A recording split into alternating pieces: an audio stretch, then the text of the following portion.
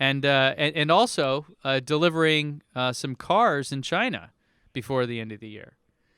Yeah. So that's a pretty cool update as well. I don't know if you guys have followed along that, but Tesla, the Gigafactory 3 in China, which are making Model 3s and other cars for China, they're actually being delivered. So this comes from Tasmanian, and Vincent on Twitter, who follows all the China news real closely. It looks like 15 employees received their Model 3s, which were made in the Shanghai Gigafactory, which, by the way, only broke ground in, I think, February of 2019. So it went legit from, like, just dirt lot to here's people getting their cars. And reportedly, they've made a ton more, and they are basically en route. So the rate, I think it's close to 1,000 a week, they said.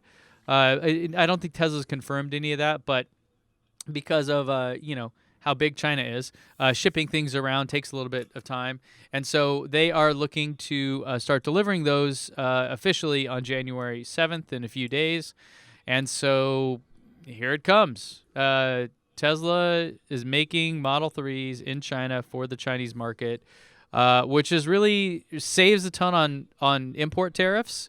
And also, is increases shipping time, and China is still by far the world's largest EV market. So this is all really good stuff for Tesla in China. Well, that's crazy. And not only that, it just increases. Right now, they're so limited on how many cars can come out of Fremont. By having another point of production now, it just can increase their production by a lot. Yep. Well, is the China Gigafactory capable of actually producing more than Fremont? I mean, is it bigger? Yes. I think they said that the stated output would reach around 500,000 per year, which is close to what I think Fremont is close to that. Fremont obviously hasn't produced that many yet in a year, but given, I mean, we can just hop into these numbers if you guys want, because I kind of crunched all this already. Crunch. Yeah. So I'm looking at next year Tesla producing around 250,000 cars from their China factory alone. I got that number by going outside and measuring the wind and just pulling it out of there. No, I actually used some maths, which I'm not the greatest at, but I know how to tell the computer to give me the maths. And so I used this thing called an S-log growth curve, which is nothing to do with or actually it does have to do with the camera profile, but not exactly. So this is the same growth curve that Elon and everyone has stated basically how their production ramps work for the factories.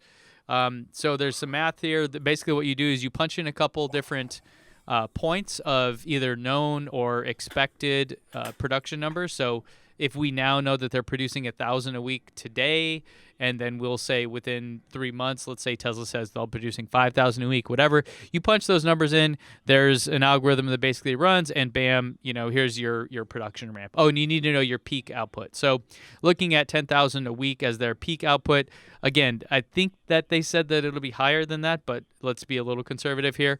So then if you basically do this math and you add all those up, this chart here is what you see. So we're starting out very small in January, going all the way up to a total of just over 250,000, almost 254,000 is what I have them at just from China next year. So wow, that's a lot. If you add that, whoops, I need to go authenticate my browser again. Classic. Yeah, well, demo. If you add that to what I predict Fremont will do, you're looking at around 650,000 cars I'm predicting for Tesla to, these are deliveries, so it's a bit slightly behind production, but 650,000 is right around where I think they'll be next year.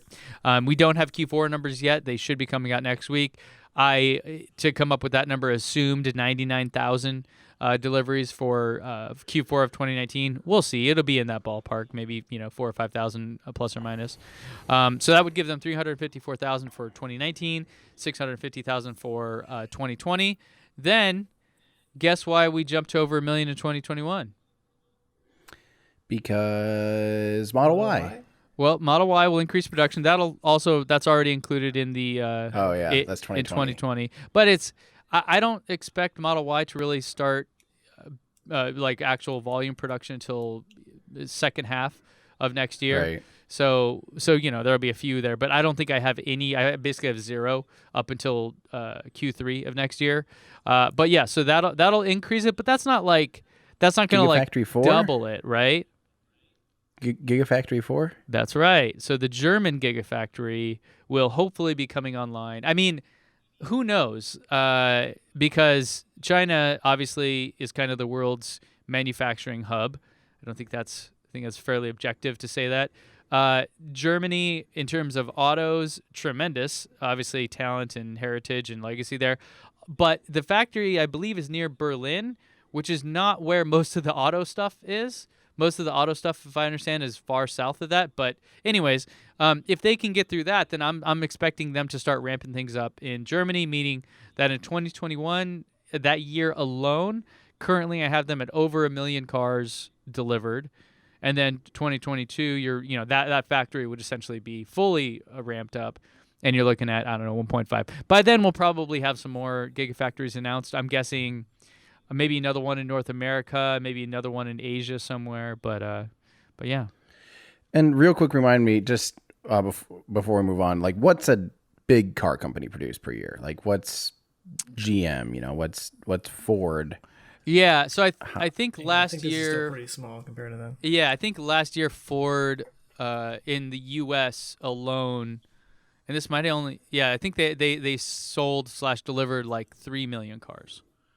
And that's I real quick Googled Ford sold 5.9 million vehicles in 2018. Yeah, I must be thinking trucks only. That could be. Yeah, because I'm still like coming out of Cybertruck research phase. Yeah, Right. and that's just U.S., right? Worldwide, it's probably not double that, but a lot. This is where it's kind of funny. So Porsche is a really interesting company, and they only deliver, I think, like 300,000 cars worldwide per year. And you're like, oh. So the whole, like, Tesla killer thing, you're like, it's stupid. They don't even make that many cars. Like Tesla's, like, volumes ahead of them already. You know what I mean? Yeah. They're more bespoke than that even. Yeah. Interesting. Yeah, but then I think Toyota is maybe like 20 million a year worldwide, and Honda, Volkswagen. Well, Volkswagen would be the next one, but that's Volkswagen Group, which is like 50 Everything. companies. Yeah. So, That's crazy. It's a lot. So Tesla is still very much a small automaker. Even 5 years from now, in terms of number of vehicles, they will be relatively small, I would say, compared to Toyota or somebody like that. But things are cruising along, and tons and tons of growth. So yeah, all good things. Looking for 2020 and beyond. Hey, thanks for checking us out, guys. I hope you enjoyed this clip from our podcast. We do a weekly show here on YouTube, so make sure and subscribe to Our Ludicrous Future, where we discuss all the things that are going to make our future totally ludicrous. You can join us here on YouTube or at any of your favorite podcast places. Plus, if you want to get some behind-the-scenes stuff and join a cool community, you can help support the channel at patreon.com. Thanks a lot. Thanks, guys.